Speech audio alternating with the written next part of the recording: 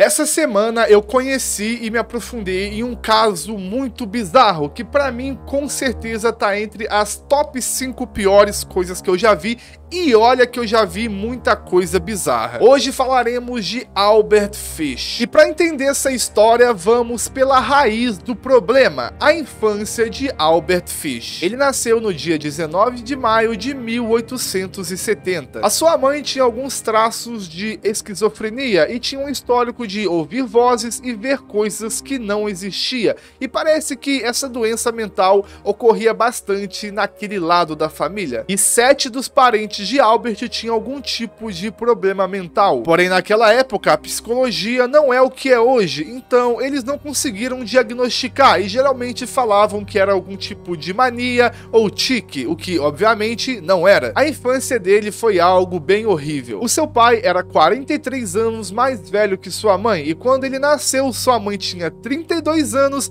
e seu pai 75. O que muitos podem dizer que é algo comum, porque os dois são maior de idade, mas que pra mim ainda assim é algo bem bizarro, porque é uma diferença de idade absurda. O seu pai era capitão de um barco de pesca, mas estava trabalhando em uma fábrica de fertilizantes, e durante esse período ele perdeu a vida por infarto fulminante. Com isso, a mãe de Fish ficou na miséria e a única saída foi entregar o garoto a um orfanato. E durante o tempo que ele viveu nessa instituição, ele passou por muitos maus tratos. Ele sofria diversos abusos e era frequentemente espancado. Porém, as práticas brutais e sádicas desenvolveram um certo fascínio em Fish, e em determinado momento ele começou a sentir prazer em ser agredido. E 2 anos depois, a sua mãe conseguiu se estabilizar e pôde voltar a cuidar dele. Porém, as marcas da violência que ele sofreu durante o tempo no orfanato não eram fáceis de apagar. Em 1822, aos 12 anos, ele teve o seu primeiro relacionamento homoafetivo. E através desse relacionamento, ele foi apresentado a um novo mundo. E além do seu interesse pelo sadomasoquismo, ele começou a se sentir atraído por coisas bem peculiares, como por exemplo, beber urina e comer fezes. Aos 20 anos de idade, ele se mudou para Nova York e começou a se prostituir. E algum tempo depois, ele voltou para Washington, para casa de sua mãe, porque ele já não conseguia mais se sustentar sozinho. E tem uma carta escrita por Albert que ele conta uma história de um amigo que visitou Hong Kong durante uma grande fome. E a situação por lá, segundo ele, era tão ruim que as crianças que perdiam a vida eram fatiadas para as pessoas comerem. E esse seu suposto amigo, como era bastante curioso, acabou provando alguns pedaços e ao retornar em Nova York,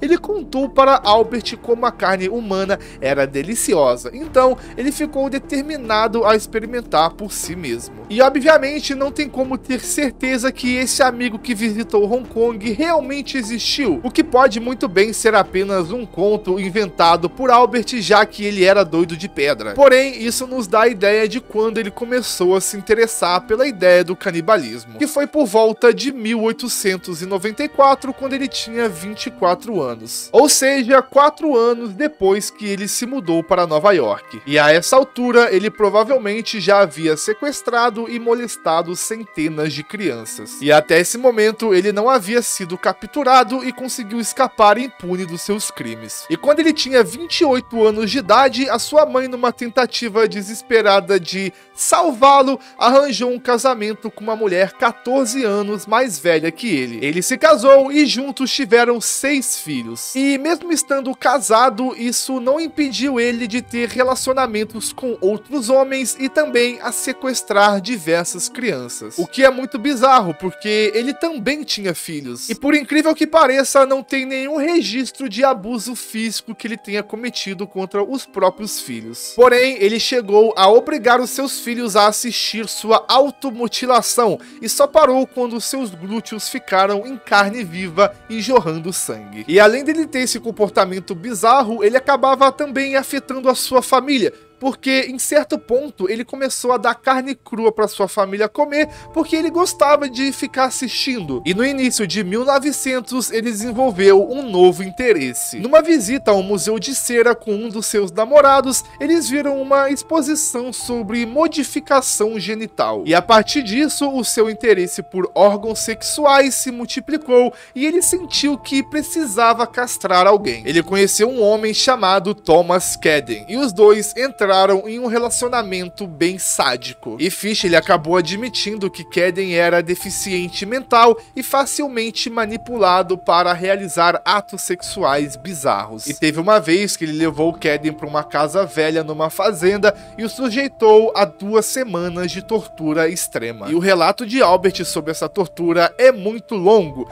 mas para você ter uma ideia, eu vou resumir algumas coisas para você. Ele cortou um arbusto de amora e usou os galhos espinhosos para arrancar a pele das nádegas de Cadden. Ele também o deixou com fome por diversos dias e o obrigou a comer suas próprias fezes. Ele pegou um pacote inteiro de agulha e colocou nos órgãos de Cadden e também nas suas nádegas. Ele derramava álcool sobre suas partes íntimas e colocou fogo em sua carne. No último dia, ele pegou uma faca de açougueiro e cortou a metade do seu órgão. E ele chegou a confessar que a sua intenção era de matar Cadden e comer a sua carne. Mas estava um dia tão quente que ele estava com medo de que a carne estragasse e chamasse a atenção das pessoas. Aí ele jogou um pouco de água oxigenada nas feridas de Cadden, deu a ele $10, beijou na bochecha e o mandou embora. E o Cadden não denunciou isso à polícia, talvez por vergonha. Em 1903, ele foi preso por furto e na cadeia tinha relações sexuais com outros presos. A esposa de Albert o trocou por outro homem, levando todos os seus pertences com ela e deixando seus filhos para ele criar sozinho, o que só piorou a situação dele. Ele começou a ouvir vozes e uma vez ele chegou até se enrolar em um carpete dizendo que estava seguindo instruções de Deus. E a essa altura ele já era um viciado em sadomasoquismo. Ele pegava algumas bolas de algodão, enchia de álcool, colocava no seu ânus e ateava fogo.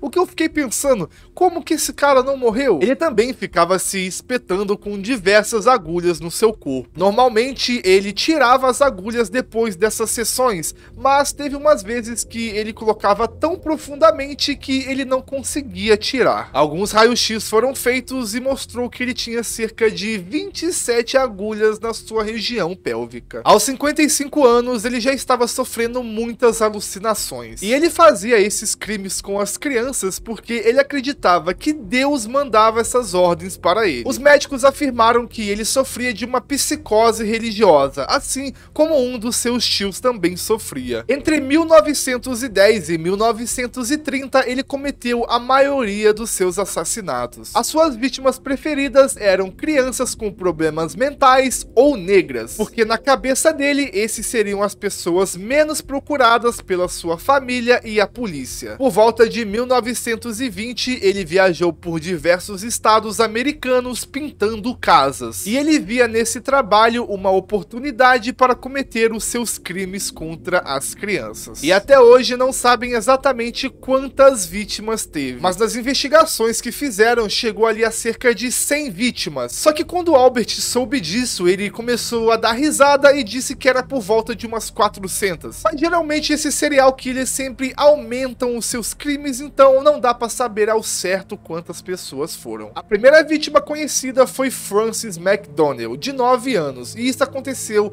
em 1924. A sua vítima mais conhecida é Grace Budd, de 10 anos de idade. No dia 25 de maio de 1928, Edward Budd põe um anúncio procurando um emprego. Homem jovem, 18 anos, desejo um trabalho no campo. Alguns dias depois, Fish visitou a família Budd em Manhattan sob o pretexto de contratar o Edward. A família o convidou para jantar e então ele conheceu Grace Budd. A sua ideia inicial era de pegar Edward, mas ao conhecer a menina, ele mudou seus planos. Fish prometeu emprego para o Edward e disse que iria buscar ele em alguns dias. E ele também convenceu os pais da menina a deixar a Grace acompanhá-lo em uma festa de aniversário. Ele inventou que seria uma festa na casa da sua irmã. Grace saiu com Fish naquele dia e nunca mais voltou. morreu. A investigação do seu desaparecimento continuou por 6 anos, até que em 1934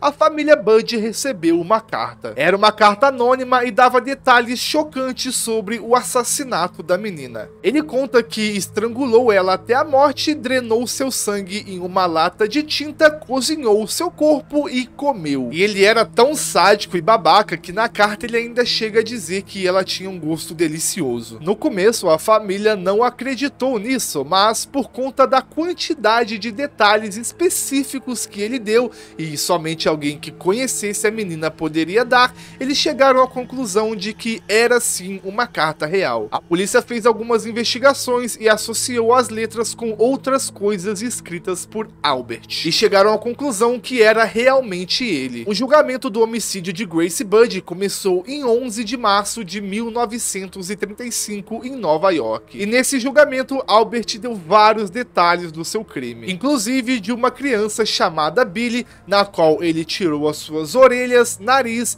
e ainda fez uma sopa com a criança. O julgamento demorou cerca de 10 dias. No julgamento, Fish alegou insanidade e disse que escutava a voz de Deus dizendo para ele fazer aquelas coisas. Porém, não adiantou de nada e o juiz o declarou são e culpado, e ele recebeu uma pena de morte. Ele foi condenado à cadeira elétrica. E nos últimos dias, Albert parecia bastante animado com sua morte. Ele disse aos guardas da prisão que seria algo totalmente emocionante. No dia 16 de janeiro de 1936, ele foi colocado na cadeira elétrica e depois de 2 choques, ele faleceu. Porém, antes de fechar os seus olhos completamente, Fish disse a seguinte frase: "Essa é a emoção suprema, a única que eu nunca experimentei."